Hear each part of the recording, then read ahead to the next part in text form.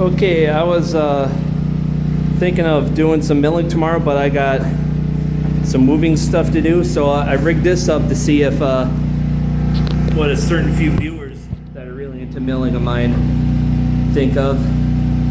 It's not going to do logs. As you can see, I got my Timber Pro top handle saw in here, but it's just enough to do, you know, like a 2-inch thick board and clear it. So I might use this for edging, you know, like 1-inch boards, maybe 2-inch. The next time I do some milling, I might try that, you know, when I get a big log. So yeah, it's or if it's a really thin slab. See, I milled a small diameter log, can only get one board out of it, but a wide one, say a 2x6 at least. And then I'll edge it. I'll edge one side like this, and then run it the other side through my table saw over there. It's not really a table saw; it's an edger. You know, as far as how I use it.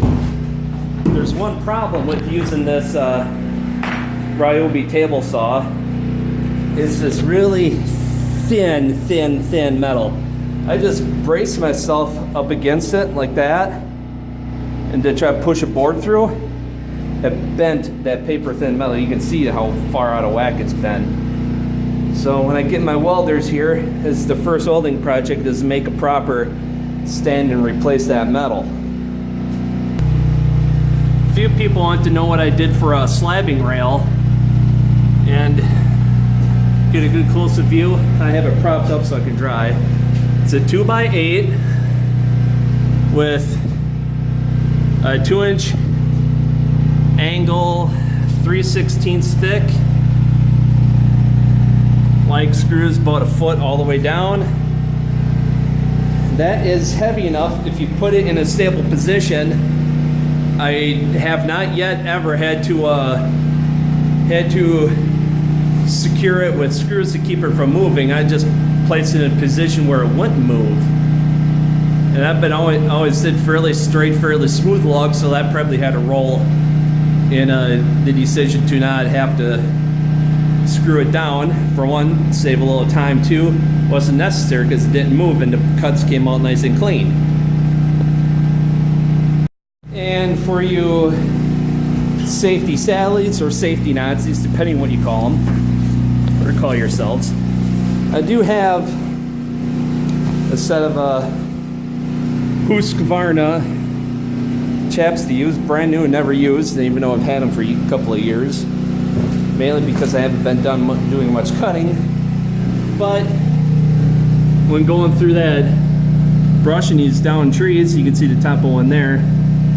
I'm doing a lot of work close to the legs or with a stretched out arm where the saw could come back and hit me in the leg. That would be a good idea. That, and it adds an extra set of abrasion resistance when you're moving through the brush, you know, so you don't get poked in the front of the leg at least.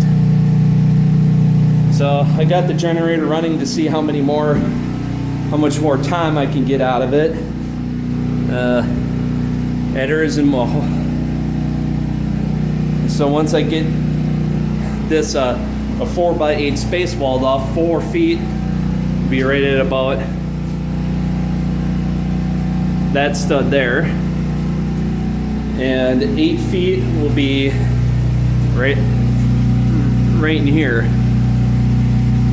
So probably have to put another stud here, so when I nail up put the first wall stud here, I got something else to support it, the interior sheathing on this side of it, because there won't be anything to nail to.